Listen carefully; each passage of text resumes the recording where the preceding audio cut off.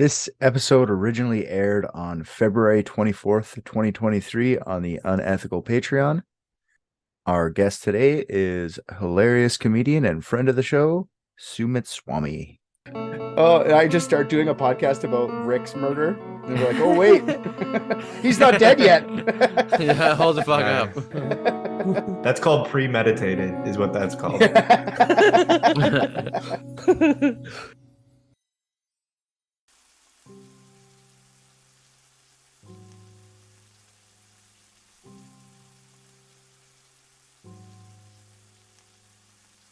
It was a dark and stormy evening in Dickton, and in the back offices of the private Dick's detective agency, comedian Sumit Swami is there, trying to hire the Dicks to solve another case for him.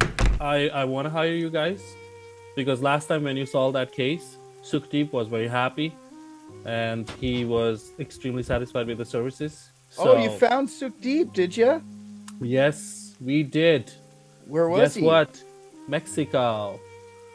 It's the first place we should always look is Mexico. Everyone always goes to Mexico. Yeah. Yeah, he went for a delivery and got lost there, and then he just couldn't come out, and it's been like 2 years now. And he's like, I liked it here, so I stayed. The Mexican-American border just let him through thinking he was Mexican, but as soon as he came back through the American border, they're like, yeah, buddy. No chance. They called him Carlo. Okay, well, I'm glad you found Sukhdeep. And did you get your $200 back? No, I mean, he still has to give a bunch of money to other people, but you know what? It's okay. I mean, it happened. It's all right. He's a cousin. We gotta let it go because I might need his truck for something somewhere. So why not? The way I'm going with my life, I have to run away pretty much in like 24 hours. Bunch of things have happened. I'm picturing the two of them just constantly considering the other one missing, and then they're just trading places in Mexico and America. and the guys in Mexico doesn't even know that we are two different people. They're like, Carlo, you're back, and I'm like, yes. Carlo, you got a little bit fatter. Is how Sukhdeep related to you? My mom had a bunch of sisters that she did not account it for. She never bothered asking, but there was a sister, and then my mom was like, she's my sister because she kind of looks the same. We don't do that DNA bullshit. That's you people. We are like, okay, she does look like me, kind of 10%. You know, she must be my sister. My dad, he's around. He's not around a lot. He's always going somewhere or something. So something might have happened with somebody else. So we just assume and we go from there. So Perfect. yeah, Sukhdeep is like my mom's sister's son, I guess. Yeah, okay, so your mom's side. Okay. That was a long way to just say like my mom's side. I like that. Yeah. Well, he also said cousin a bunch of times, so I feel like maybe you would have picked up on that at some point, that it was his cousin. That's why I explained. I'm like, maybe Yeah. he needs He's explanation. like, yeah, he needs to learn what a cousin is. That's not what I was at. My question was, is it your mom's or your dad's side? I should have said that, not how it's like I knew it was your cousin. That's all right. Hey, listen, this is all about investigation, right? And you have your shitty superpower, so let's do this. 10-episode miniseries, Sukhdeep, coming to Netflix. I feel like that one's not on Netflix. I feel like that one's on a different streaming service. You just got to change your IP, baby. You just got to get a VPN. You can get It's called Hot India TV. Yeah. Okay, well, what do you want us to solve? I'm glad you came back for repeat business. You're a good high-paying customer. $200 for a murder? That was great. What are you looking for this time? Heard there's some kind of murder happening. Some guy potentially died in Antarctica or something. So let's do this. Let's find out what's happening on that side. And you know what? We went to America last time, right? And we are in Canada, so we kind of went south. Let's go more, not north, but a little bit like west side, and I kind of see what's happening. And from there, we got to go even more south. Wait a minute, I fucked up my geography. I was going to say it's just south from wherever you are on Earth. I shouldn't had those chais. I knew it. I'm going crazy. That masala was funny. Wait, that's not necessarily true. It's not just south wherever you are on Earth. How do you figure? The yeast speaks. Because you're trying to go the shortest distance when you travel somewhere, right? So if you're at the tip of Greenland, would you not go north? to go I around mean- the world back south again? No, it's always south. Doesn't matter how far north you are, it's the most southern part of the world. So you'd always go south. Oh, I see what you're saying. Okay, if you're talking about, if you're not talking about direction, if you're talking about end location. Because you can go in the direction of north and still end up in Antarctica if you just continue to go north forever, right? Yeah, for sure. I mean, but it'd be I'm not longer. talking about like the top of the Do I have to Earth. draw a I'm circle just- and show you how that would be longer? No, but now I feel like I need to fucking map it because I feel like if you're Yank open Google Earth, baby. I Let's get want- this if you're, baby if you're scrolling. at the North Pole, Roll and that let's say fucker that around. Antarctica is it's exactly on the South Pole, regardless of which direction you go, it's the same distance. And it's both south. Boom. I mean, true south, yeah, but I mean, directional wise, If you're on the North Pole and you travel in any direction, it's south. bro, fuck this shit. Okay, Get someone in here that does okay, maps. I think fine. I'm tapped Okay. out for this one already. You know what, But- listeners? You know what, Richard, listeners? Take a Richard. break. Take a break. Yeah. Yeah, you guys take a break because I would like to share my screen if I may. Yeah. All right, look, if you look at this, okay. All right, this is the Earth. And then okay, if we go up, boom. Uh-oh. Have we blown your mind yet? You went up. That means it's north, right? No. Yeah, that's it's, not how, up is north. that's not how directions work. I hate every one Yeah. of you guys. If you flip a compass upside down, it doesn't make it north to go the opposite way of Look, the needle point. Ready? Listen, gonna we go- talked about this for the Bermuda Triangle one. We can't trust directions at this point. We're trusting no one now. Well, good thing I know a lot about fucking Antarctica. Sumit, I got you covered. I mean, yeah, you guys basically fucking live there. Yeah, we live in the opposite direction. The exact opposite direction of the South Pole of Antarctica. I basically don't. I live probably one of the furthest people away from Antarctica. I'm not gonna fucking be talked to by like that by a polar bear.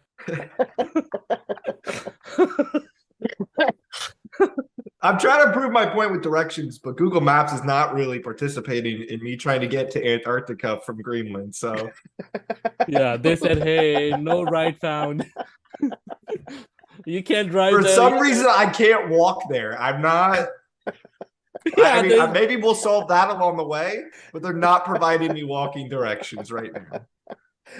Oh my god. Okay, well, I'm trying to Sumit, I'm trying to collect a mystery solved in every continent. Okay.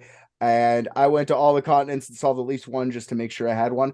And Antarctica only has one, so I think I know what you're talking about. I think you're talking about Yeah. the mysterious poisoning of Rodney Marks. Yes, sir. An elite team of private detectives. What if balloons are aliens? Maybe that's the key component we're missing. Cover-ups. John's guilty. Mysteries that need to be solved. Maybe Mormons need mountains. Richard, shut up. So you know what? This is why all this come back. No matter how fucked up we are in our directions and whatever it is, but you know what? We still do it. And that's what it is. Oh, thanks, man. Let's get on the barge and travel north to Antarctica. I think he's still Googling it. I'm playing with Google Earth. It's actually really interesting. If you pick like a point on one side of Antarctica and you drag it all the way over to like Greenland, and then you try and move it to the other side of Greenland, it will completely try and make you go like not even over the Earth. You'll just go like west. Yeah, It but that doesn't would make be any like- sense. I'm still trying to figure this out. Hold on. I can't confirm yet. Still trying to figure out what's going on here. Maybe it's just a software thing, not the actual Earth problem. Can somebody blow this guy up a balloon and just put 2 points on a fucking top and bottom and then show him how I much- understand where they are. Like, never mind. Yeah. Okay. Rick misspoke once and then had to find any reason that would be true. In reality, though, Sumit, I started looking into Mhm. this because the last episode I did was proving the existence of Santa Claus, which is at the North Pole. And what I right away was like, I wonder if there's any mysteries on the South Pole. And there is, which I found was crazy.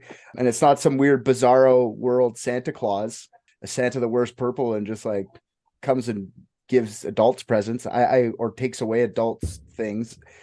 There's an actual murder down there. So Before we talk about what's going on at the South Pole, though, mystery-wise, let's just talk about Antarctica in general, because I found this very interesting.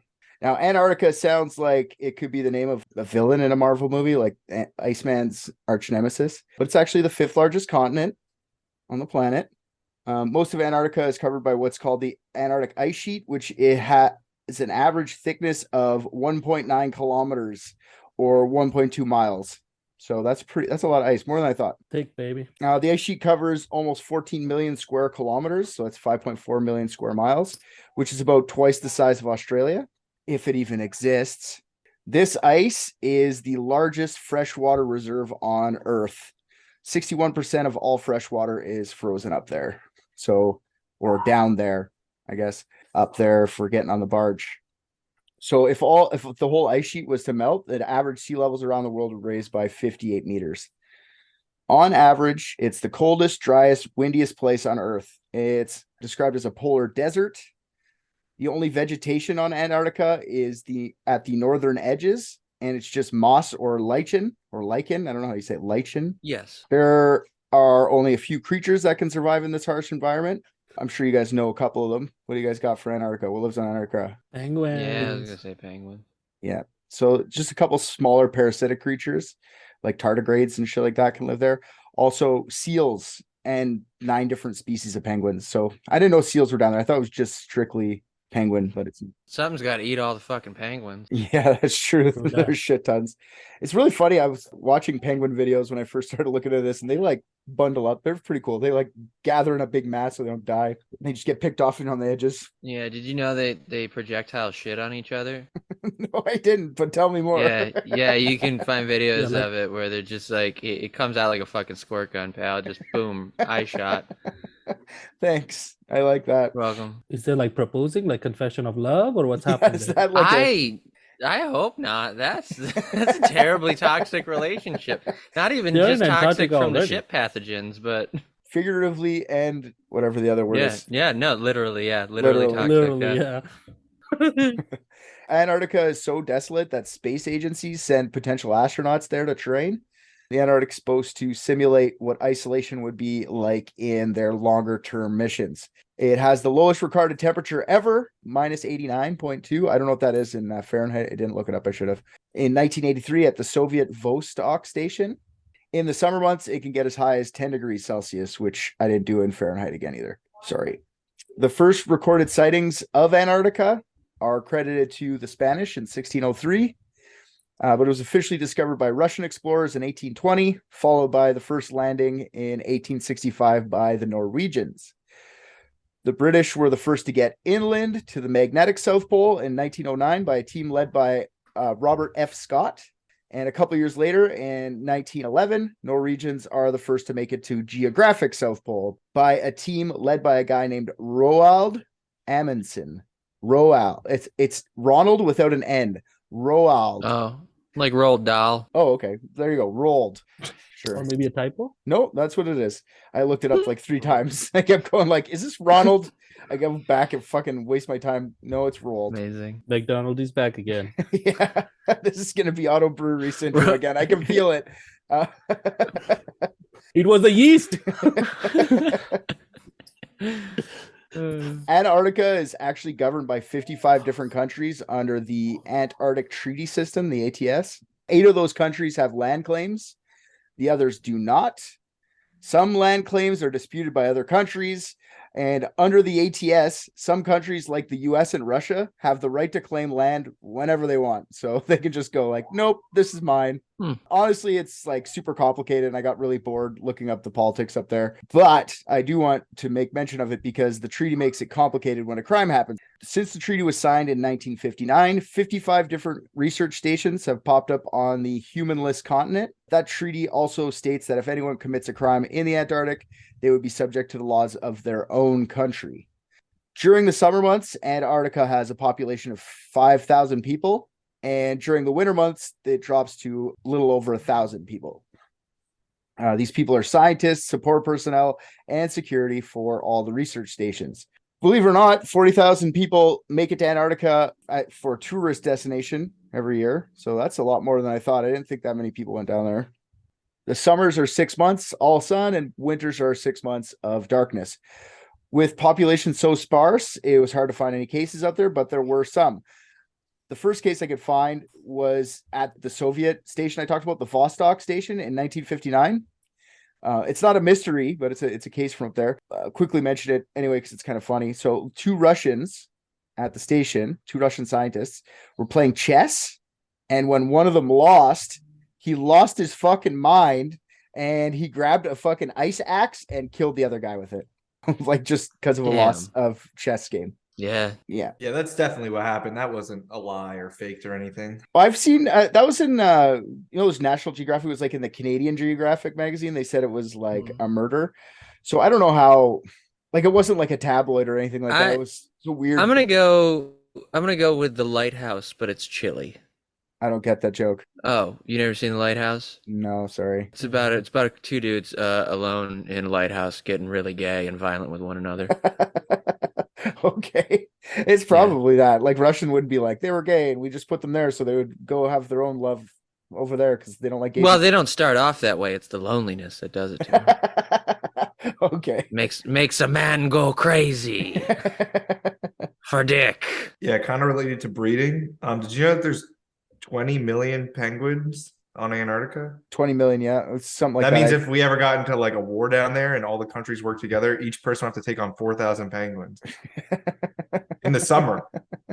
That doesn't seem as scary as I think you feel it does. I don't know. Feel like just sheer number alone. Imagine having to carry 4,000 penguins somewhere. Yeah, doable. Hard yes. Bullshit. Bring it on. If any of the listeners out there have access to 4,000 penguins, RJ wants to fight one. We would like to put RJ into a room with them. Okay, but this is a war, so I get to plan ahead of time. I'm gonna go ahead, plan. The penguins are planning too. We're gonna set them up. I'm gonna arm myself. Yeah, okay. The fucking penguins. What are they gonna do? They're gonna shit on each other. I don't know, and I'm not gonna tell you that because that would give you an unfair advantage. So. All right, yeah, okay. Well, I'm gonna bring a gun and then clear. How about 10,000 myself? I think I can do pretty well. I'll tell you you're what. Gonna clear 10,000 penguins with a single weapon? I'll clear 10,000 penguins with a fucking lawnmower, motherfucker. No way. What kind of lawnmower do you have? First off, you'd have to if you got a riding standard one, a standard lawnmower. What the fuck are they gonna do? Run out of the way? If you're pushing a mower, that deck is not gonna get raised high enough to do anything except for maybe some foot damage. All right. They're fucking penguins. I would just bring a bunch of chessboards and let them kill themselves. That's true. Yeah, yeah. They'll start getting real, like stir crazy, cabin fever, and then they'll try to wrestle each other naked, and one of them will bash the other's brains out with a rock. I just thought one of you guys is gonna pick up an ice pick just in a second and just like kill each other or something. Yeah. Yeah, I've seen it reported both ways though. I did see that it was reported as murder, but I also did see a couple places say it was just like the guy recovered from his injury. So who knows? If it's true, it's the first recorded ever murder on Antarctica, on the continent of Antarctica. I'm sure there was a shit ton of murders before that, like of pirates in the seas. Like you are a piece of shit and throw you off the edge. Like I'm sure that happened. But could they go that far back then though? In the 1800s, they went there 1850s. Yeah. I think there was a ship that went in 1806 too. They were trying to find this Danish explorers who went there first. And this was a British ship that went in there. And they were not able to have any paperwork. When they came back, they were shamed for it. I think there's also a movie about it. Is that the Terror? Is that where they go? No, they go north. They go by Canada. Oh, okay. All right. Yeah. From then until 2000, there's a few deaths that involved accidents. Like one guy was on a tractor and just fell down a ravine. Another was crushed by falling snow, and he was trying to clear out the clean air intake. He's like hitting it with a broom, I guess, and it just fell on his head like a moron. Did one guy shit his pants and kill himself because he saw two penguins and his name was Rick Getz? I'm not afraid of two. You're telling me 4,000 penguins come at you and you're just prepared? You're full of shit. I know you're full of shit. Better not smell like birds. 4,000 anything. 4,000 kindergartners can come at you and it's going to be a rough time. Are you saying that a penguin is stronger than a kindergarten? 100%. 100%. Okay. Sheer weight and you think about the blubber thickness alone. you're gonna need a bullet with some good velocity there to get through them all. I'm with you. Okay. I don't want to fight 4,000 penguins, but I mean I think I could take them out given enough time. How much time do we get? That's the other thing. How Well, much you ammo just do I gotta get them before they get you. Hey Rick, boo. Ooh. RJ put up the cutest little picture of a penguin. on You the know what's chat. hilarious though? The penguin generals probably would only send the baby ones after you because they don't need shit to take you down. Okay, cool. Oh! Send 4,000 then. I'm still right then. Put an emperor penguin side by side to a human. They're fucking big. Those emperor penguins are gigantor. Yeah, but they're slow and they're dumb. But you need to remember there's a lot of different breeds of penguins out there. You're gonna have different classes coming at you. You're gonna think you have it all figured out. They're doing certain moves, and then boom, macaroni penguin slides right through and he's just on you. fucking penguin shock troopers. Have you not seen that movie Penguin? Suicide penguins just running up and blowing themselves up. Yeah. Oh my god. All right, so I did find the one unsolved death in the Antarctic. Today we're going to be talking about the death of Rodney Marks. Rodney David Marks was an Australian working in the Antarctic at the Amundsen-Scott South Pole Station. The sphere-shaped Amundsen-Scott South Pole Station is located at the South Pole pretty much. It's just a bit north of the pole itself, or I guess west if you're Rick. I still don't know where the fuck they are on this island, by the way you just said it. They're on the Amundsen-Scott South Pole Station. AMUN. Oh, I see it. All right. So like toward the center of the island, if you're looking top down at it. The South Pole. I understand. I'm just clearing it up for other people. Actually, the one place on Earth that it actually, without any exaggeration, has 6 months of light and 6 months of dark, and literally just 2 days of twilight at the equinoxes. So like flips a switch basically overnight, or I guess over 24 hours. It flips from day to night the whole time, which is kind of scary. You know what else is kind of scary? The sheer number of Russian stations right next to that one. Oh, there's shit tons of Russian ones. Russians are actually, I think, the most presence down there. The station is named after Roald Amundsen, the guy we talked about earlier, and Robert F. Scott, the other guy we talked about earlier, the two guys that found both poles, the magnetic and geographic south. At the Amundsen-Scott South Pole Station is a research station run by the U.S., the National Science Foundation. Research at the station includes glaciology, meteorology, upper atmosphere physics, astronomy, astrophysics, and some biomedical studies going on over there too. In the summer months, it houses nearly 200 researchers and a support staff. And when winter comes, the scientists dwindle down to about a staff of approximately 50. Since it's a U.S. operated station, it's under the jurisdiction of the U.S., but the land is not sovereign to them. It's sovereign to the Kiwis, to New Zealand, has a slice of that. And like I said, it gets confusing how this works, and it just makes it more messy when bad shit happens down there. Rodney Marks was an astrophysicist who used infrared telescopes to study the skies, kind of like our buddy Dr. Bogle from Australia. He kind of had they were looking through the same kind of telescopes. And with winter being 6 months of no sunlight, it's like the perfect place to study the stars for an astrophysicist. Rodney Marks was born on March 13th, 1968 in Geelong, Victoria. He was one of 3 children of parents Paul and Ray Marks. I think that's Mary Marks. I don't fucking know. Paul and Ray. She doesn't have 2 dads. He has a mom. I forget her name. Rodney was intelligent even as a child. By the age of 7, Rodney would complete crossword puzzles in the newspaper using only a pen and a thesaurus. Crikey. As a teenager, Rodney earned a scholarship to a prestigious private school where he also excelled in math and science. He also loved surfing and music. Colleagues of Rodney said that Rodney used to love to break stereotypes. Astrophysicist Gene Davidson, who worked with Rodney in Antarctica, said, quote, "He didn't look like a typical scientist. He had long hair, dressed goth with black fingernails. He stood out." Yeah, you think he would with black fingernails on all that white ice too. Yeah, Not very good camouflage. Yeah, the penguins are gonna fucking get him for sure if they can see him that Yep. easy. I was looking them up, by the way. It turns out they are quite aggressive. So that, eating your words a little bit, are you? I am. Well, then No. You can beat them, and we're gonna arrange it. Don't worry. Well, okay, but let me get like I want to like bond with a baby orca. All right, first, and then I need like a good like 6 to 10 years for that to grow full size, and then for them to figure out how to design a saddle around its dorsal fin. And then I'll take them on by the killer whale mouthful, baby. I feel like you just die of hypothermia at that point, though. No, I'll have like a suit or something. I don't know. The You said I get futurist to hat. prepare. You didn't tell me I had to have the plans laid out for you. All right, we'll do a private Dick's cruise down to Antarctica. I feel like there's like one of those that already exists, and we'd end up in like a lot of trouble. Yeah, A probably. private Dick's cruise? Yeah. Go down where there aren't any people around, everybody, on the Dick cruise. Okay. Rodney did his undergraduate studies in astronomy at the University of Melbourne, earning his first class honors, and his PhD studies in physics at the University of South Wales.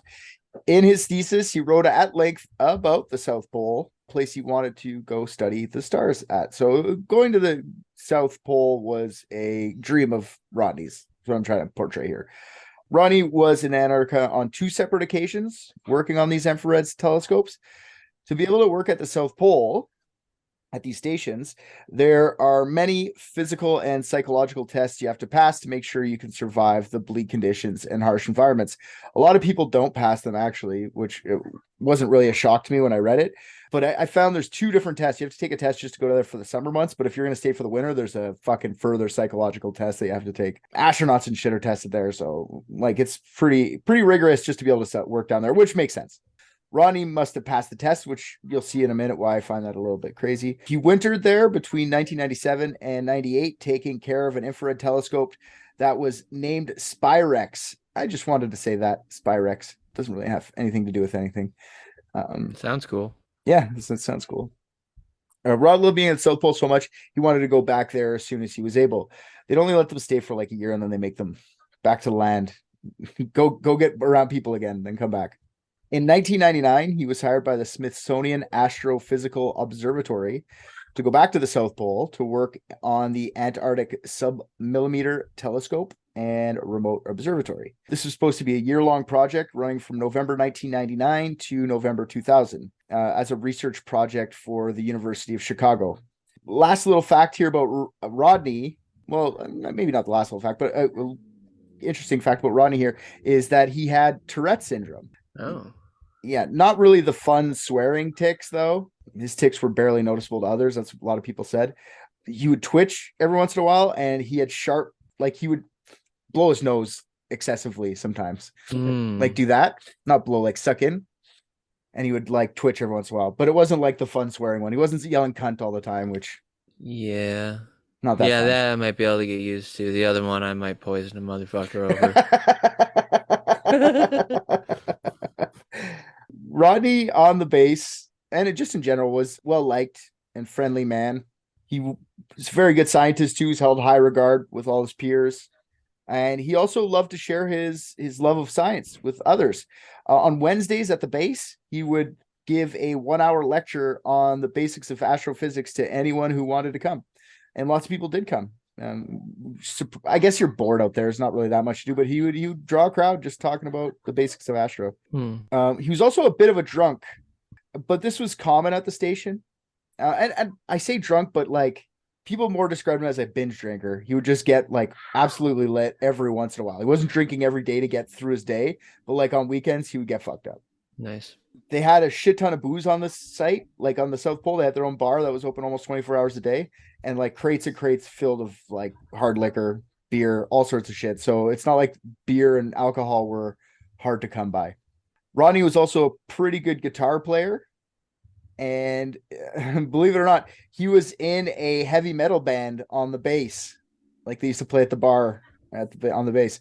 Now, I've heard his band name in 2 different ways, like 2 different names for his band name.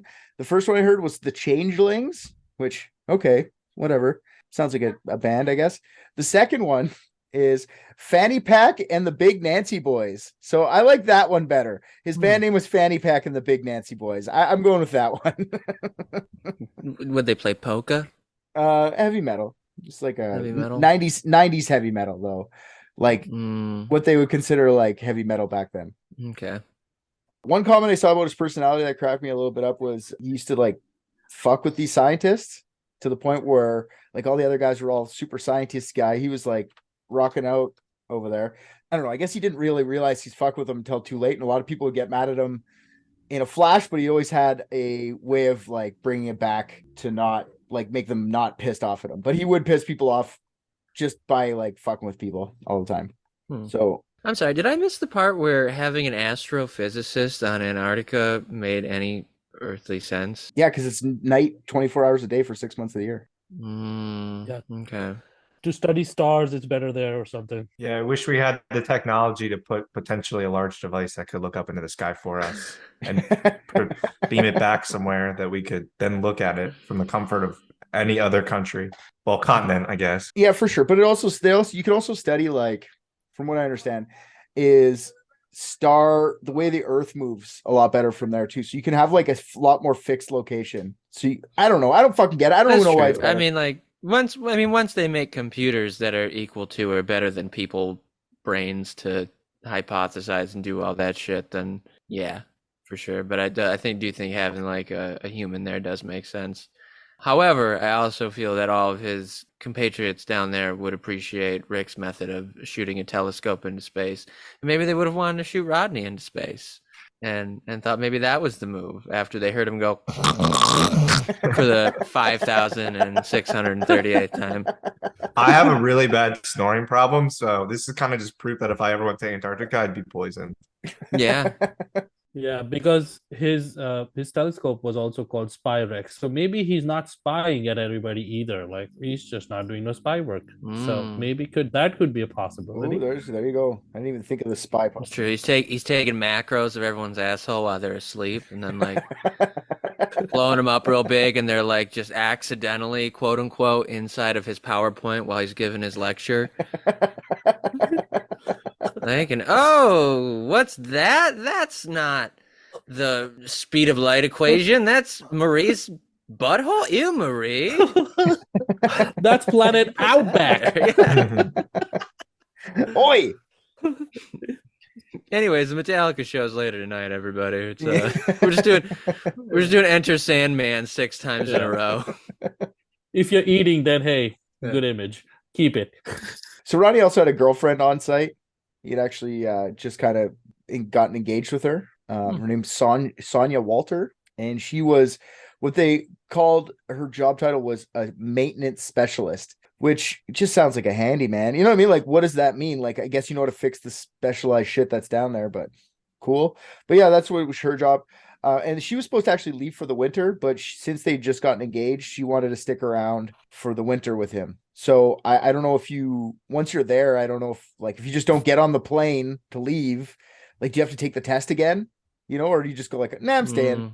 So she ended up staying for she wanted to stay for those winter months with Rodney. So the winter months in Antarctica is from April to October. Most people leave for the winter. Like I said, only 50 people usually stick around. It's like kind of a skeleton crew. Some of the people like Rodney would be better suited in the winter months, but a lot of the other guys, like, you can't really study glaciology the same way as you would in the sun. So anyways, it's basically astrophysicists. So that's the winter months. So let's talk about how this came to be. So on May 11th, 2000, Rodney starts to get sick. And then he goes to see the doctor. He's just not feeling well. He was walking between the remote observatory and the base, which is the big dome. I don't know if you guys looked at any pictures, but they have a bunch of buildings inside this big dome the dome just kind of takes off the wind and everything.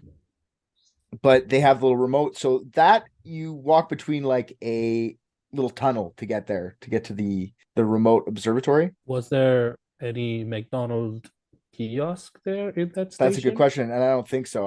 I think they would just have like station food, There goes my theory. They didn't corporatize. You know what though? If it would be anywhere, it would be at the American station at the South Pole. There would be a McDonald's. Like if McDonald's is like, we want to get on all continents, that's where it would be. I had a really big guess about this, just because there's a Starbucks in literally every U.S. government location they can put one, and according to Reddit, there's a Starbucks in Antarctica. So it wouldn't shock me if they maybe have a little McDonald's or a Starbucks or something down there, just to give people a taste of home, Or if it's an Aussie, he's an Aussie, so it would be a Macca's.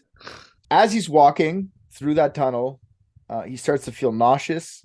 His breathing starts to get a little labored, and his vision starts to get a little blurry. and he meets up with Sonia for dinner, and he's telling her like, man, I'm not feeling like, I feel like shit today. Then she suggests, like, why don't you go see the doctor? We have a psych doctor, go check him out. No shit, Sherlock.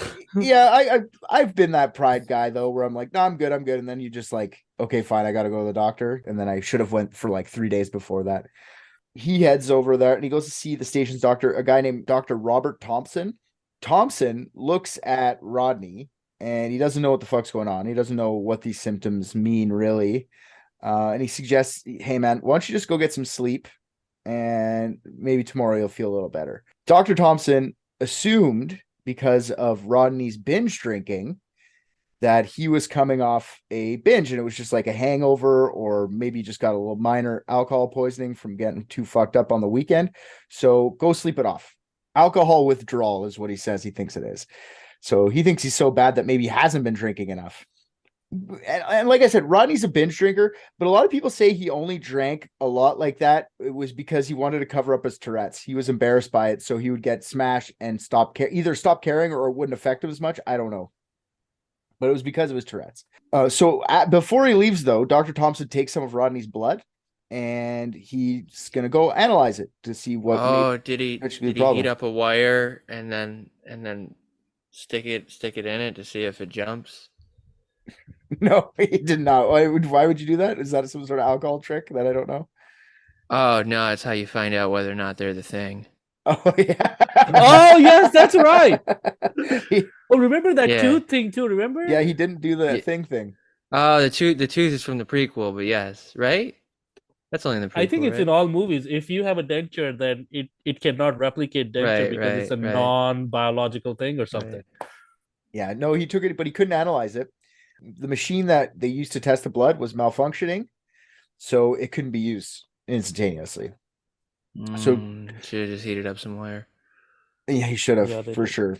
But as he's drawing the blood, he said that he noticed 2 fresh injection marks on Rodney's arm, but he didn't investigate any further. He just said, I noticed it. I just took my blood and I didn't say anything. Don't ask, don't tell.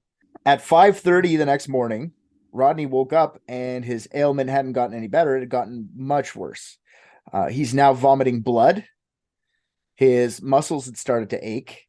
His stomach was worse, and the burn that was in his stomach from the day before was starting to radiate through his entire body.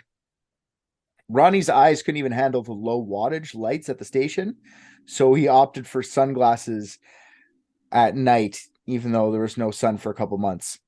Yeah, you're not fooling me with that Corey Hart shit. That's a thing. Yeah, was there a dog that just came out of running from somewhere and just stayed there in the station? Yeah. This is going to be a whole episode of me trying to say it's not the thing. Okay. Okay, you're only making it sound like you're the thing then. So now that he can't see, he's puking blood, he's getting scared. So he goes to see Dr. Thompson again, this time without Sonia having to prompt him to go. Dr. Thompson, still stumped, gives Rodney the diagnosis that he was currently experiencing a panic attack. What? So he's freaking out, puking blood, and like Muscle Legs can't see, panic attack. I'm not a doctor, but I don't think panic attack's what it is, buddy. No. So to combat the panic attack, Dr. Thompson gives Rodney an injection of an unknown sedative. I couldn't figure out exactly what it is, so they just say a sedative. Because he's freaking out when he got there, too. He's like having a meltdown at the same time. So Thompson told him to go get some rest. Rodney couldn't get any rest, but the sedative did calm him down. So Rodney did try to go back to his room and get some sleep. Yeah, but like two things you don't want together, unknown and injection. That's like some definite like fucking creature movie bad guy shit. He's trying to exacerbate the condition, dude. He's trying to test him. Maybe it's like Michael Fassbender just trying to create a whole bunch of aliens and shit. Hey, freaking David. Dr. Thompson, like we'll see in a bit, Dr. Thompson is a problem. That's a bad guy name. Yeah, Dr. Robert Thompson, I think it's Dr. Robert Thompson. Sounds like a fake name is what that sounds like. He's a problem, and we'll see why in a little bit. Like right now you can tell he's a problem. He doesn't know what the fuck's going on. He can't test the blood. And he's giving just sedatives like, I have a problem, let's fucking sedate him. Yeah, like, it sounds like he won't test the blood. Yeah, well... That's a very... Yeah, That's a move. You're like, oh, the computer broke. It's suspiciously smashed. Yeah. So what are the chances it's the same Dr. Robert Thompson that's now a dermatologist 30 minutes away from me with 4 1-star reviews? I'm gonna go with possibility, and you'll see why. Very, very fucking possible, actually. As he went to go to bed. He lay beside Sonia, and he's restless and panicking. He's still freaking out. Like, I'm fucking so sick. I don't know what to do here. Rodney, what's wrong? All 4 of your hearts are beating so fast. This time he retches loudly and spits blood everywhere, all in his room. Then he starts to breathe uncontrollably fast, like scary fast. And then he says his joints are throbbing with pain, and he starts to panic even more. He heads back to the med bay, barely able to walk, stumbling down the dimly lit hallways. Meanwhile, Dr. Thompson, while he's trying to get his rest, Dr. Thompson tries to get on a call with some doctor colleagues regarding Rodney's ailment, but he can't get through to anyone for any length of time because the sat phone has shitty reception right now. So he's it just happens to have shitty reception. Yep. When he arrived back at the med bay, Rodney was hyperventilating and panicking more than he'd been ever this whole time. Dr. Thompson gives him another injection, this time with Haldol, an antipsychotic. Usually you puke when you're having a panic attack, right? I don't know. Puke blood? I don't know. As the Haldol takes effect, he lays down in the hospital bed and begins to lose consciousness. Even as Rodney's passing out, he's moaning loudly. And with each exhaling breath, he's got Sonia by the hand, just like she says he's squeezing with every breath on her hand. And then his heart stops. A trauma team that consisted of other people around the research base scrambled to try and save Rodney. The trauma team wasn't able to save the Australian astrophysicist, and he died 45 minutes later, around 6:45 p.m., just as most of the other 49 other people on base were sitting down for dinner. I think this is the right time. Somebody needs to go there, grab the flamethrower, Yeah. and burn the crap out of this We need motherfucker to- before it turns into that thing. We need to see what Kurt Russell's doing and what his schedule looks like. I don't know. I want to see how many dogs were there, because then it also becomes a dog thing too. So let's do this, people. Let's grab some flamethrowers. Yeah. Dr. Thompson now says, I'm only a doctor, okay? Just do general practice doctor stuff. I'm not a pathologist. So I can't do the autopsy. I'm not doing it down here. It's not happening. I don't want to figure out what exactly happened here. Yeah, he didn't want his chest cavity to open up and bite his arms off when he tried to cut in there. I don't blame him. Yeah, no, see, so he says, let's wait till we get the body back to the mainland. Now, the problem with getting it back to the mainland is that during the winter months in Antarctica, it's impossible to land a plane to pick them up. It's so cold there that it can freeze engine fluid in a matter of minutes. So a plane can't even land. They'll just be grounded. That's not the only problem. You know, Wilford Brimley's in back. He ran his simulation. It would take over the world in like a matter of years. Can't bring him back to the mainland. This is not the Where are thing. those penguins that bring them in? Yeah. How many penguins could take out a thing? Just one. That's a good question. Ooh, well, That's a good I mean, question. Rick, we're looking If at you. RJ can take on 4,000 easily, I'm That's assuming right. we would probably need all 20 million. I'll tell you what, though. I can't imagine nothing scary. I'll give you this, Rick. I'll be just as terrified as penguins if I see a head with spider legs run into a crowd of them and then assimilate as one. Then I don't know which fucking one is the thing. Yeah. Then I'm not going to try to take on even so much as one of them. So they're stuck with the thing, or the guy. It's not a fucking thing. You say that. Yeah, that felt like a slip. You Yeah. know something. They're stuck there. So Dr. Thompson and friends decide that they have to freeze Rodney's body until the spring when they can get it airlifted out. So the people on the base made a 2,000 kilogram, 440 pound coffin of scraps of oak, and they polished all these pieces of oak and planed them out so they could make Rodney a nice little coffin, or a big ass fucking coffin. Then they close up the coffin and put him in cold storage, where he remained for the rest of the winter period. Does that mean outside? Yeah. Why was it so big? Just because it's just out of scrap wood. They didn't have a coffin, so they just Oh. made it out of whatever like shit they had around base, which was oak for some reason. I don't know why they have oak scraps around, but somebody's building furniture. I don't fucking know. Maybe they saw him touch some and it like burned his skin because they don't have it on his planet. It's not a fucking thing. I'm telling you, the movie had that character called Childs who was a mechanic, Mm-hmm. and I feel we have our Rodney over here just kind of replacing Childs. Fine. That's what's happening here. Mm-hmm. So winter months, another Ooh, hey. 5 months. Okay, so these got to sit outside in the cold and for 5 months. Within hours of Rodney's death, the National Science Foundation, the NSF, the people in charge of the station, issued a statement saying that Rodney had died of, quote, natural causes, but the specific cause of death is yet to be determined, end quote. Mm-hmm. Alienation. Yeah. There was a memorial service at the station for Rodney. Actually, it wasn't at the station. They hauled his casket to geographic South Pole on like a warmer of the day or evenings, I guess. And they had a quiet service that included a few of his friends saying some nice words. And someone read what was described as a statement from his mother. So I guess she sent like an email to someone and they just read it. Mm. So it wasn't until October 30th when they could fly Rodney out to Christchurch, New Zealand for the autopsy. The autopsy was done by forensic pathologist Dr. Martin Sage, and he released his findings 6 weeks later, mid-December. They revealed that Rodney didn't have any drugs in his system and that his liver showed no signs of damage like they would have if he was a heavy alcohol user like Dr. Thompson thought. They did find a trace amount of alcohol, but they found a huge amount of methanol, 150 milliliters of methanol, like a wine glass full of methanol. Methanol is like wood alcohol and it's highly toxic to people.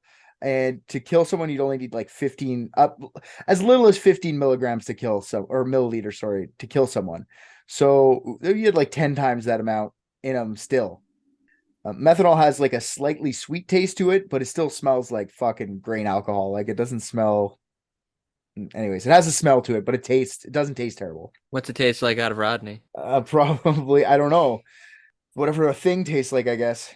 So you Sacks of admit shit. it. It's not a thing. So, not to like fully reduce this situation, but it kind of feels like this was all just a murder mystery setup so that this company can make a board game about it. Rick shared his That screen. you can buy on Amazon for $17.99. So anyway, so this is the mystery, okay? Rodney Marks, how did he consume 150 milliliters of wood alcohol? Did he do it to himself, whether it was on purpose or by accident, or did someone poison him? Now, normally, this would probably be an easy case to solve. There's like 50 people on the fucking base. It would be just like a giant game of Clue. Like, it was Mr. Wallybaster in the med lab with the methanol. Like, that seems pretty easy. But lots of things went wrong here. When Rodney first died, it was reported as natural causes, like I said. So after seeing the initial report, most people on base just thought Rodney might have died from a stroke or a heart attack or result of what was perceived as his alcoholism. No one thought about taking photos or preserving crime scenes or anything of that nature because it was a death from natural causes. After he died, people just cleaned his lab, started working. They cleaned out all his shit from his room, put away all his stuff, kept a couple things maybe his parents would have wanted, chucked the rest. Oh, after he died, they just said, quick, let's clean everything up as quickly as we can for him. Yeah. He only puked blood all over this room. That's fine. Nobody took pictures of fuck all. So everyone just got natural causes. His fiance did keep his room and stayed there the rest of the winter, but the lab was just cleaned up and people kept working as if no crime had existed because no one thought there was a crime. Everyone thought it was just heart attack dead or whatever. Not everyone was there. It wasn't until December when the autopsy report came out that many people thought that Rodney may have been poisoned. Like I said up top, the Antarctic politics are kind of hard to navigate. So the section of Antarctica that the Amundsen Scott base is located is one section claimed by New Zealand, but Amundsen Scott is an American base. Not to mention that Rodney is an Australian working on a U.S. base. So when Rodney's death was first investigated, a shit ton of jurisdictional issues came up. Like, it took 6 months for the investigation to even start when Dr. Sage made his report, and it got to a Christchurch detective, New Zealand detective named Grant Wormold. There's something humming and hawing about who should be looking into this murder from like a legal standpoint. It was a U.S. base, so the U.S. wanted to investigate. The Aussies wanted to investigate because he was one of their citizens. But New Zealand law states that the coroner is entitled to hold an inquest on basis of a body simply being present in the country. So that's how they ended up doing it. But it took them 6 months to even just like, let's investigate this. Wormhole gets a hold of it, and he calls immediately to the National Science Foundation, the NSF in the States, for information as to what's going on. And you can imagine the troubles New Zealand police for accessing like shit that's happening in a U.S. research facility. Like they were stonewalling them for sure, right from day one. It took till 2003 before Wormhold could convince the NSF to agree to let Wormhold get statements from the 49 others that were at the facility that day. The NSF allowed Wormhold to create the questionnaire, but they would have to like vet the questions. And when they handed out the questions that were vetted to the scientist or whoever's on the base at the time, they told them that it wasn't mandatory. You don't have to fill this out if you don't want to. So fill it out if you feel like it. If not, a lot of people say after like they felt like their job was in jeopardy, so they didn't fill out the questionnaire. So Wormhold got 13 out of 49 statements by 2003. So that's still 3 years after this happened that he even got any statements from the people around. Like I can't remember shit from 3 years ago. Like it would stick out, I guess, because he died. Obviously that doesn't happen all the time, but still like 3 years ago is a long time. Yeah, man, come on. This sounds like the most The Thing cover up I've ever heard. Like you can't just keep saying shit that sounds suspiciously like the American government has a thing in a tank somewhere. So how many people worked in this one station, did you say? At the time, there was 50 people working there, including Rodney. Okay, so 49 people got into a room and said, are we good with just killing this guy because he fucking sucks? And because everyone sounds like they were involved at this point. It could be. So because sorry, before you go, like I have this. I was checking on what was John Carpenter himself doing during that time. Good call, Sumit. So I was kind of Googling shit, and I found out that he was working on this movie called Ghosts of Mars, yeah. Right? That got released in 2001. So during 2000s, he was doing the filming and production and everything. And what he said that this movie was based on a desolated land, and it has to be like all filmed at night because it was all Mars and stuff. And they said, and they claimed that they did it in New Mexico, but who knows? They might be in Antarctica. And you know what?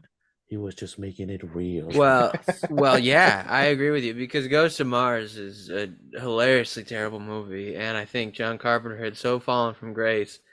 Maybe he just wanted to get back where he was at the height of his career with The Thing, you know? And then what better way to do that and leave a mark on society but by actually creating The Thing and unleashing it in Antarctica? You fucking asshole. It's not The Thing! My mind's decided. I know you're decided. I'm going to try and convince you otherwise. So Wormhold, he's got a report that comes out in 2006 now. So this is 6 years after. Wormhold complains in that report that he isn't completely satisfied with the NSF and their cooperation in getting files shared from their internal investigation into the death of Rodney, because they did their original investigation that determined it was natural causes. So he's like, how? Show me why. And they never actually ever gave him a proper answer for that. The NSF denies Wormhold's allegations and claims to have helped the New Zealand authorities throughout the process in whatever way they wanted. They gave the files and they let him send out the questionnaire. What else do you want? Leave us alone. We're trying to fucking study glaciers up here. This is interesting stuff. So Wormhold wants more information about the other 49 people. Like he wants to know who the people were so he can actually go talk to them, but they still won't tell him who the people were. That's it for the NSF. So also in 2006 report, the base doctor, Dr. Thompson, was criticized by another doctor that had looked into his records. Remember when I told you about his blood? They couldn't have it analyzed. The machine that was to analyze his blood was called an ectochem, and it's used to measure a person's blood chemistry. The ectochem had been malfunctioning for a while. It had like a shitty battery, so every time you turned it on, you'd have to recalibrate it, and it would take like 8 to 10 hours. So otherwise, if the battery wasn't working, it just loses its electronic memory. So every fucking time you turn it on, you had to recalibrate it. So this would have been an easy fix had Dr. Thompson made the maintenance of the ectochem a priority, which he did not. Dr. Thompson said that the maintenance of his lab equipment was not his duty, which it was, and was very complicated, which it was not. That's what he says officially. And then Dr. Thompson has never responded to any of these claims and has not been taking interviews with the police or media. In fact, no one except for us now knows where Dr. Thompson is. He disappeared after the heat started getting onto him. Then he just, fuck this, I'm out. And he left. If your name is Robert Thompson in the United States, you can hide just about fucking anywhere and no one will find you. Exactly. So we know he's in your town now, 30 minutes away, skin doctor. Yeah, giving lots of unknown injections. Yeah. You know what his ass is up to. I mean, I could go check it out. Ask him what's up with all the 1-star reviews. You can't because we'd never know it was you that actually came back. And if the office is in basement, run, because I'm pretty sure the thing is hiding there. Mm-hmm. Sumit just jumped on with you, the fucking you pricks. All right. There was a final report on Rodney Marks' case in 2008 that had 0 new findings. But what the 2008 report did find, that there needs to be a better way of investigating major crimes in Antarctica. Quote from Paul Marks, which is Rodney's father, after the final report. Quote, people will always find ways to do bad things, but things should never have reached to the point where somebody could drink a tainted liquid. Uh-huh. Yeah, I heard it too, Sumit. Yes, he did say the thing. But things should never have reached the point at which somebody could drink a You tainted hear liquid. that? You hear that After thing? so So there long- were multiple. Yeah. After so long, it's probably impossible to ever know what happened if he died by sinister means or by accident. That is something we'll have to live with. And I disagree with that. Paul Marks, we got this. I'll go through the theories with you if you guys have any more comments. There's a couple theories to this one. We'll see. You guys, obviously it's a thing. Okay. So those two. Ricky, what do you got? Anything you want to say before I go through this a bit? No, keep going. Okay. No, you know what? Okay. Did he go to McDonald's? I don't know. They never made mention of McDonald's, but auto brewery syndrome, making wood alcohol. Like maybe he was eating wood, like eating plant matter, and it just had auto brewery symbol. Like maybe he's eating lichen, moss. Every time Sumit is on this podcast, I have a craving for McDonald's. Because he's. So next time I need a warning so I can pick some up because this is pretty fucked up right now. All right. So first theory is suicide. I wrote this is the most obvious theory, but I guess it's not, because the most obvious theory is it's the fucking John Carpenter's The Thing. So a theory is that he just drank the methanol himself to try and kill himself. It's a little bit weird, the suicide theory, to me, because not a lot of people didn't say he was suicidal at all. Actually, he and Sonia just got engaged and were planning on marrying when they got out from Antarctica. The best thing was Sonia stayed, so they were. He was getting some every night, so why would he? He was happy at his place. For sure. And then Rodney's parents and siblings were proud of the work he was doing. He was not like disgraced in any way. Rodney's reputation was stellar, and apparently he was doing great work. All of his equipment was working properly. Everything was ahead of schedule. He had no real work stressors and no relationship stressors. But you never really know how people are feeling on the inside. That's what you hear, right? There are many accounts of Rodney binge drinking, like I said, and that's because of his Tourette's, to cover up his Tourette's. So that sounds kind of like there's something there that he's depressed about, or at least thinking about enough to get sloshed all the time for, right? A study done in 2016 suggests that people with Tourette's are, quote, associated with substantial risk of suicide, end quote, and quote, suicidal behavior should be monitored in these patients, end quote. So Rodney could have been suffering in silence, but still, like, if he was trying to kill himself, why seek help once poisoned? Like, on 3 different occasions, he looked for help, right? Like, why not just let yourself die? Maybe he had a change of heart. Like when people jump off the fucking Golden Gate Bridge and they go like halfway down, I regretted it. So like maybe he regretted drinking the poison. But then even that case, why not just tell someone you drank the methanol? You know, like if you just regretted it, I don't want to do it. And even if you were suicidal, why use methanol? You're like a really smart dude, and you would have known that methanol poisoning would have been a long and painful, shitty death. There's many other ways to kill yourself. Another thing is men don't usually poison themselves to kill themselves. It's more of like a woman murder weapon. Mostly you find a gun, shoot yourself. That's what guys do. So I think suicide's a pretty weak theory, even though it could be true, but I just think it's a terrible weak theory. So any thoughts on suicide? Yes, I do. Because maybe it makes sense because you know what? What came out in the year 2000? The movie Battlefield Earth from John Travolta. You never Oh know. yeah, that's totally fair. Maybe That's you the- watched it. That's the only movie they That had. movie has burned some bridges.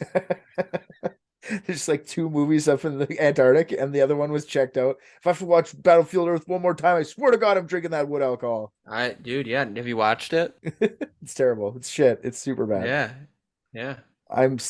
If I watch it again, I might kill myself. You're right. So Yeah. maybe yeah. So yeah, that's suicide. Anything else? Nothing. Next theory is maybe Rodney thought he could handle it. Some suggest that Rodney drank the methanol thinking it would give him a buzz, just because booze wasn't doing it for him anymore, because of that supposed alcoholism, which is proven after his autopsy he didn't have. So there's still like shit tons of fucking booze at the base. So, but maybe he just thought like, man, I need something more powerful, Oh, also, there was also a still at the base where they're making moonshine out of their scraps. So maybe they accidentally made methanol, or maybe somebody was making methanol and didn't tell him, and he just went there and took a drink of that thinking it was moonshine.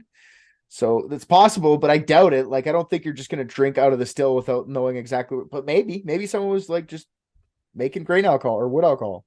That's the maybe thought he could handle. Maybe he just thought, hey, this will get me more drunk, and didn't realize it would kill him. I don't think that's true either. Next theory is accidental ingestion. So one of the prevailing theories is that Rodney accidentally drank the methanol without knowing that he had. There was methanol in the base, used to clean the lenses on the telescopes, actually. The stuff that they used to clean the telescope lenses was very diluted. The more powerful, pure methanol was in a container, clearly labeled, locked away with the rest of the chemicals. So I don't think you could accidentally get to the pure methanol. Maybe someone left it out and he just went, ooh, this bottle looks funky, and took a chug. I doubt that. And then there's vast amounts of alcohol, like I said, on the station, like drinkable alcohol. Like there's a club on the station that was highly stocked and open almost all day. Like I said, his band played shows there, and I'm sure he was tight with the bartenders there. Like I'm sure he was getting drinks from the bar. I'm sure that was the thing. So why go for the methanol when you have legit safe booze to binge on? I don't think he accidentally drank it. It was 10 times more, right? So it was way too much. Yeah. Well, I mean, like, what's more metal? For sure. That's that's what I meant by like he thought he could handle it. Maybe he just thought like, I'm more rock and roll than you assholes, and just did a couple shots of that. Called it a day. Yeah. And now, once again, Enter the Sandman. Exit light. The next theory is, I don't know if this is my favorite one, but it's prank gone wrong. Maybe him pissing people off. They're just trying to get him for once. Like maybe him pulling like his jokester ways. Maybe they're just like, oh, let's see if you'll do a shot of wood alcohol. One shot is approximately 44 milliliters. Let's say they put out a shot of wood alcohol for him, and then he does it. And then he goes, give me another. And then he just does another one without them saying anything. And he just does another one. Fuck it. I'm a fucking hardcore. And the pranksters at that moment just realize like, we killed that guy, or he's going to die, or they just don't even think he's going to die. They don't say anything. He just chugged it. It's too late now. Right. So they just let Rodney die and then hide it from authorities because they know they're going to jail. Like, I think this theory's legitimately pretty solid.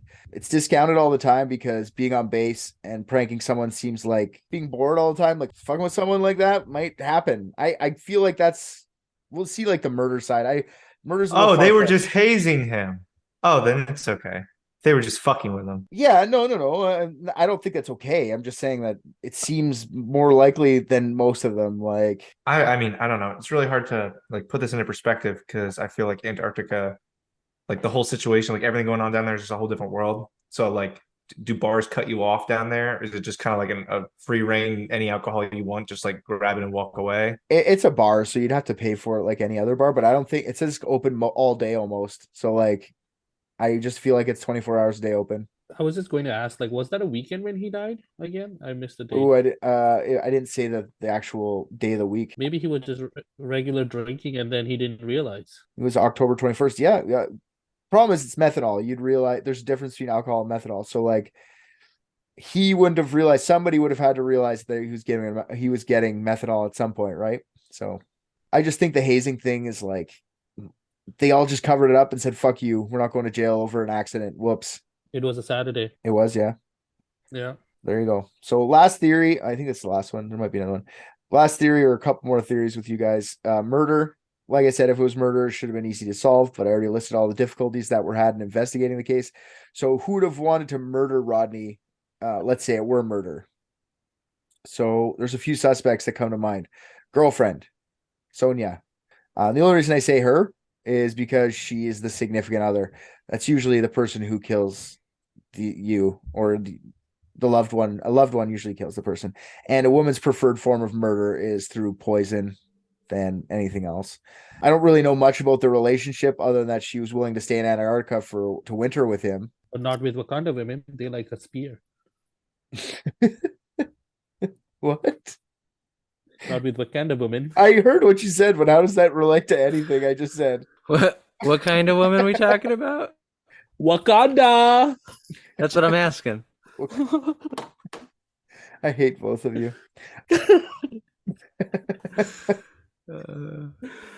Yeah, she's willing to stay. I did see like a little bit about the relationship, like just by photos. Like at some point, her and Rodney had both dyed their hair. Rodney like purple. He had like long fucking greasy 90s fucking Nirvana hair, and she had like short green hair.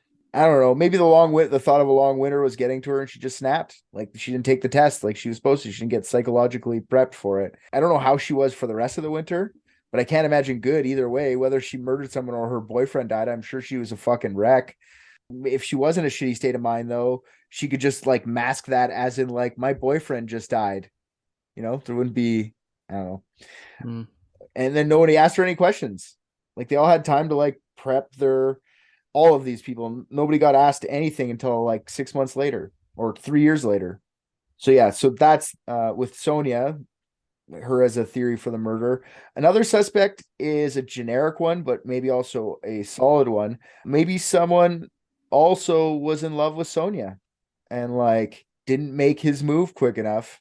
And he knew he was never going to get some with Sonia without Rodney being out of the picture. So he like fucking just kills him off and like decides he's going to be the guy to come in and like be the shoulder to cry on, you know. Maybe that's just generic, but I mean, that's another motive for murder, right? There's another far out murder theory that's out there. There was a drug dealing operation going on base. Oh, come on. Apparently weed was being grown in the vent fans. There was an underground where you could get like harder drugs. So they stumbled upon his spaceship underneath the ice, and then he killed them. Or Gotcha. I'm thinking more Dr. Thompson might have been the guy with all the drugs, especially harder drugs. His ectochem was broken. Scarier still, he's been disappeared since 2006. Nobody knows where he is. Maybe he was just erased by the bigger drug people. Or worse, maybe he's on the run because he feels like the law is closing in on him. Maybe he was the drug kingpin and Rodney was just threatening to say something or owed him money or something like that. Like maybe he was an addict. That's what they found, needle marks. Maybe Rodney was an addict who was threatening to say something and someone from the drug trade, possibly Dr. Thompson, killed him to save the operation. Is this why Rodney had fresh needle marks? Was he doing injectable drugs? Maybe it was more simple. Maybe he owed whoever for said drugs and got killed because of it. Pretty far out there, but it helps explain why the NSF would want to help like cover something up like that. You can't look bad in front of the New Zealanders if you're America, right? Like Russia already has the one murder. So let's just keep it there. It's expected from the Russians, right? Like America can't take over the throne of that. Lying about murder is what's more expected from the US. So it's like of character. Just lie about it. Well, so the NSF just help keep that lie. I agree with you, but we're used to being embarrassed by shit like that. We murder ourselves constantly. Yeah, that's Um, internal. You don't want to kill a. Malls and you don't care if there's tourists there or something. What the fuck you think anybody's ever gonna be like war on America because one of their many mass shootings happened at a mall that a New Zealand family happened to be visiting. But that's like internal. What I'm saying is when you're overseas, like they bombed Iraq, they only killed 3 soldiers. What about all the civilians? Didn't mention What was that. the name of the 3 outpost? soldiers. Amundsen Scott, Emerson Scott. And who owned it? New the Zealand. Americans. Americans. Okay, we also own the malls here. So what I'm trying to say is that if you go to something American, you know what you're signing yourself up for. All right, we wake up every day To get shot. exactly. Okay, but they didn't But shot. still, I mean, murder is murder. Anyways, it's neither here nor there because the only thing more embarrassing than that would be being responsible for exacerbating a cosmic horror invasion, and that's what I believe Robert Thompson was doing. So. Because he did stay for the summer, you said. Yes, he was going to be there for a year, full year. Yeah, so basically on a summer day, there was a penguin running towards the station, and there was a helicopter following the penguin, trying to shoot it. And he saved this penguin, aka the Thing. And the penguin just galloped him, and now he is that person. And now he's just trying to make his space. And that's how it happened. Yeah, I don't buy that just a GP bullshit. That man was like some kind of fucking call it Man in Black or whatever like that. Yeah, some sort of a G-man.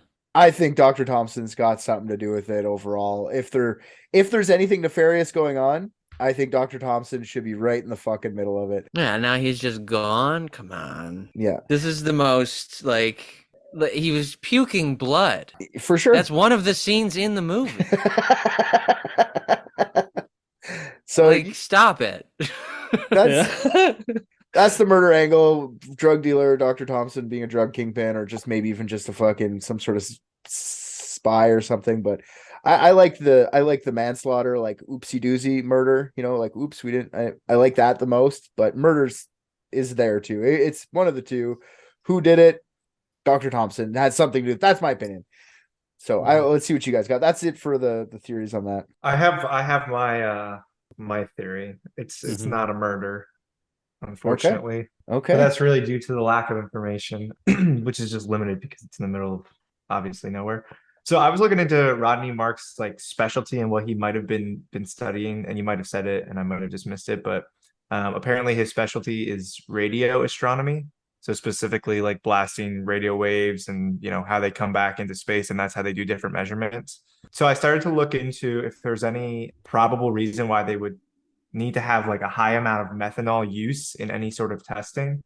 And essentially, I guess what they use is they try to shoot radio waves out into space to detect how much methanol there is in space, because it will show you if comets are forming in distant solar systems.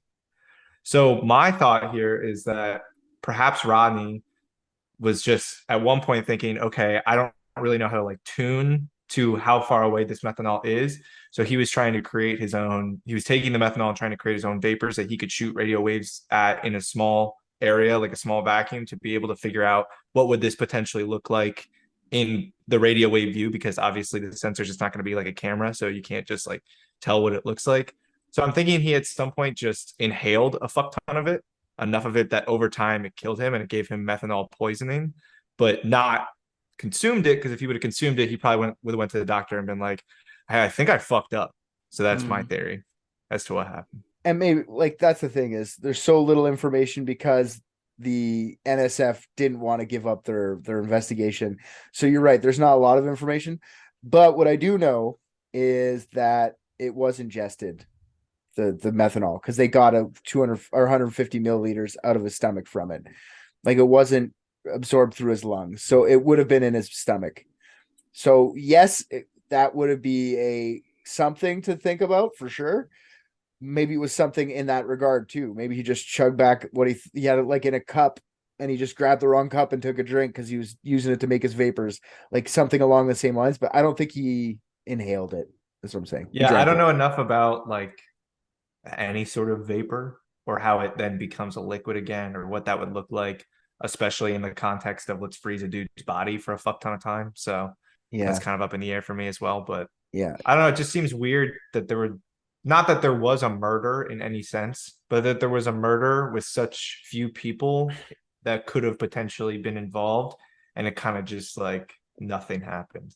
Well, that's why I think like you're right on when you said earlier that they all got together and like covered it up. That's why I think it's a prank. I think they oopsie doodled them. I think they fucking whatever stupid ass prank they were doing. Yeah, but you can't keep a secret with 49 people. Like that shit would be out by now. Wormhole hasn't talked to these people. He got one questionnaire from 13 people that he wasn't allowed to make the questions for.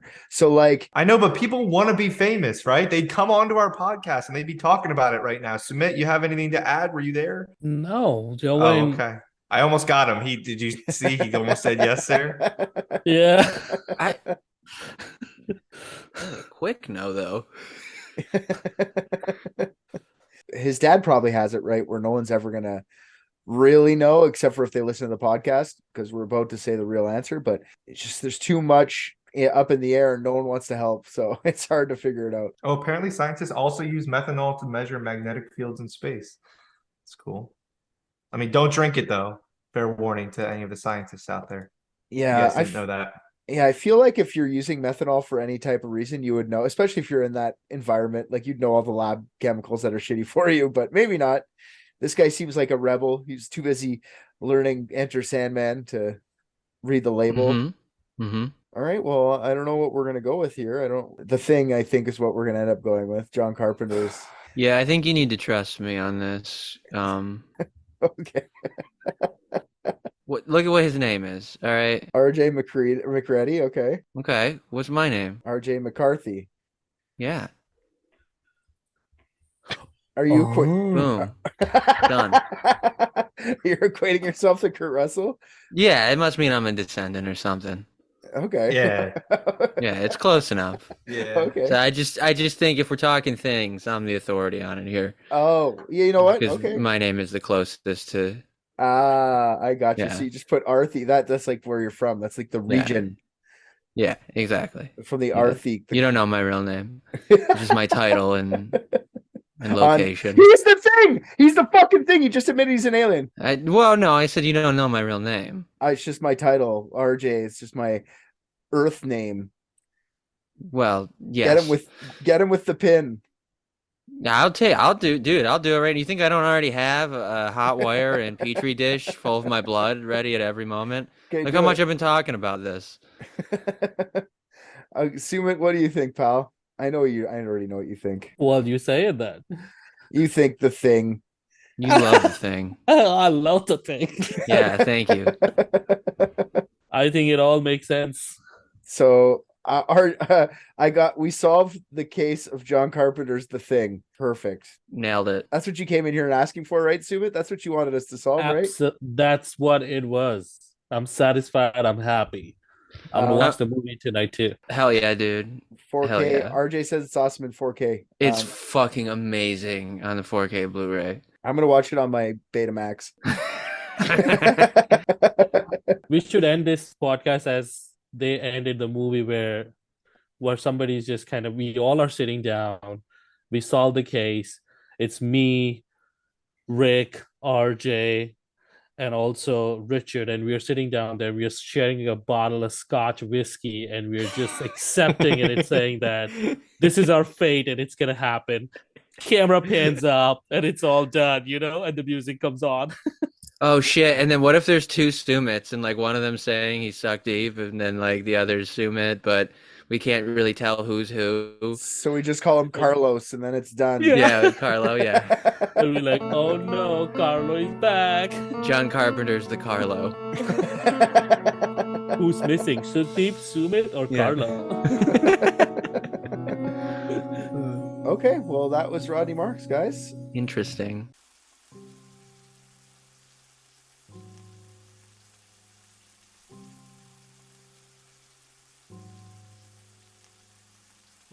And with that, the Dicks solve the case of Rodney Marks. They close the file folder, Sumit pays his bills, and the Dicks go back to drinking their glass of scotch, resigned in the fact that who they just solved this case for may very well not have been Sumit, Suck Deep, or Carlos. Who they just solved this case for may very well have been the Thing.